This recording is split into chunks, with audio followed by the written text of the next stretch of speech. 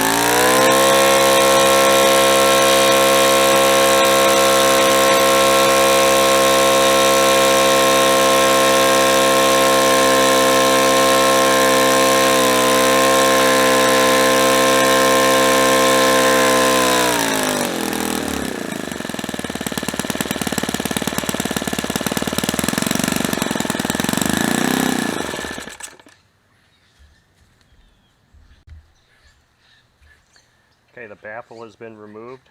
I'm going to put this in my pocket. The engine is not cold, but it's not super hot. I didn't give it time to completely cool. But prime it again.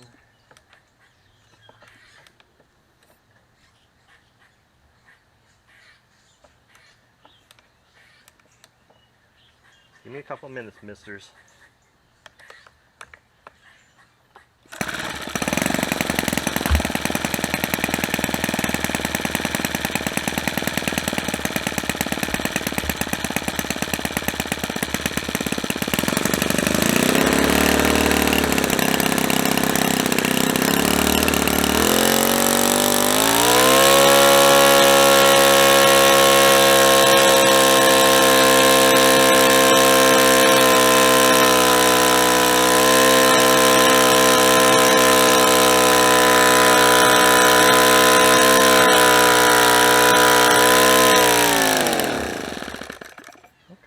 it too much, or leaned it too much there, and it did not like that at all. Went a little too fast for it. Let's see if it'll fire up again now. It's probably really pissed off.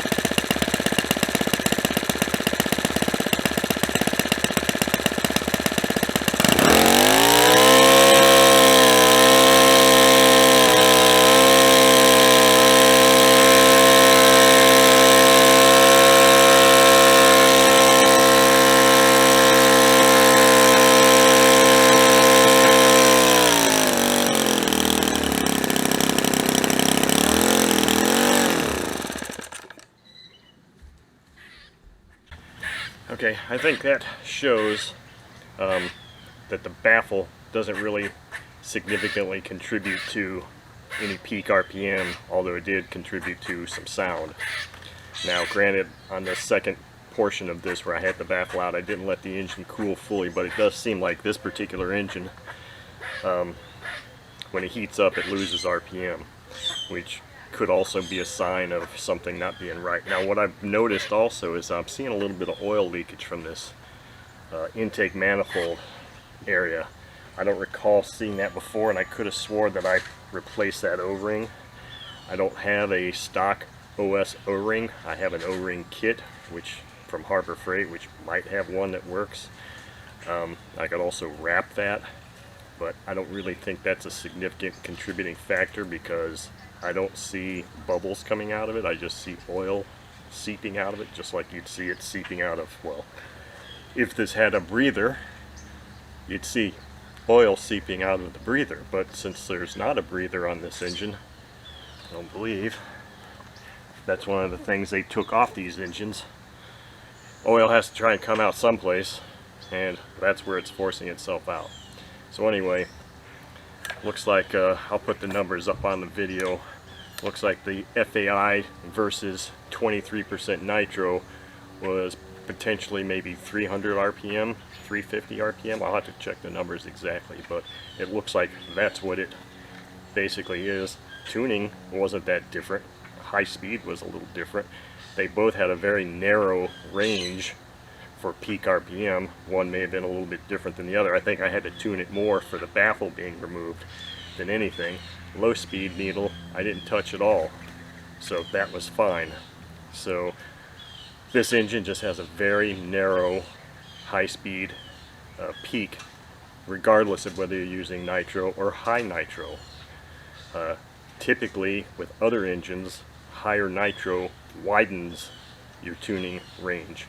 It doesn't decrease it. Well, in this case, in this engine, neither happened. It just stayed the same. Very narrow, which is one of the reasons I really dislike this engine, aside from I think the carb sucks and I think it's an ugly design. But those are just my opinions, so hope you enjoyed watching.